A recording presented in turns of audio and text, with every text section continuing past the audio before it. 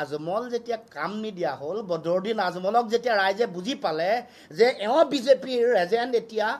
মেহমুদ মাদানীক লৈ আনিবলৈ মুখ্যমন্ত্ৰীয়ে উঠি পৰি লাগিছে তেওঁ দেশৰ প্ৰধানমন্ত্ৰীৰ লগত 2017 চনত সাক্ষাৎ কৰিছিল এখন ফটো চাই লওক চিত্ৰনাট্য ইয়াত ৰচনা কৰা হৈছে বদৰুদ্দিন আজমলে ৰচনা কৰিছে অভিনয় কৰিছে মেহমুদ মাদানীয়ে আৰু অসমতো বহুত অভিনেতা অভিনেত্ৰী সৃষ্টি কৰিছে সেই অভিনেতা অভিনেত্ৰীসকলে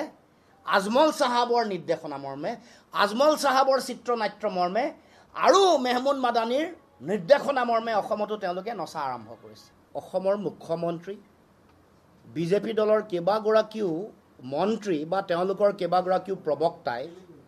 এটা বিষয় মানুহৰ মাজলৈ আনি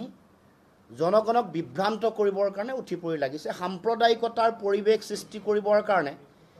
এটা সময়ত যেনেকৈ বদৰুদ্দিন আজমলক তেওঁলোকৰ বি টিম হিচাপে ব্যৱহাৰ কৰি মানুহক জনগণক বিভ্ৰান্ত কৰি আছিলে বদৰুদ্দিন আজমলৰ মুখখন দেখুৱাই নিৰ্বাচনী বৈতৰণি পাৰ হ'বৰ কাৰণে যিটো কুটিল ষড়যন্ত্ৰ আৰু ৰাজনীতিৰ আশ্ৰয় লৈছিলে সেই একে ষড়যন্ত্ৰ আৰু ৰাজনীতি পুনৰ কৰিবৰ কাৰণে অসমৰ মুখ্যমন্ত্ৰীয়ে ইতিমধ্যে কাম কৰা আমি দেখিবলৈ পাইছোঁ সাম্প্ৰদায়িকতাৰ সকলো বিষয়ত যেতিয়া বিফল হৈছে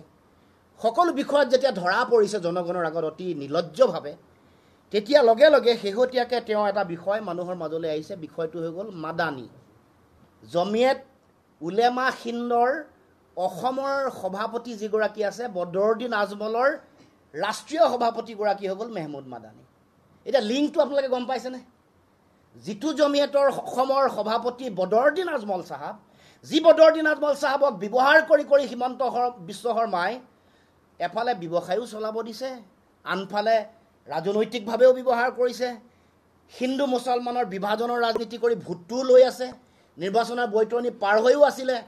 আজমল যেতিয়া কাম নিদিয়া হ'ল বদৰুদ্দিন আজমলক যেতিয়া ৰাইজে বুজি পালে যে বিজেপিৰ এজেণ্ট এতিয়া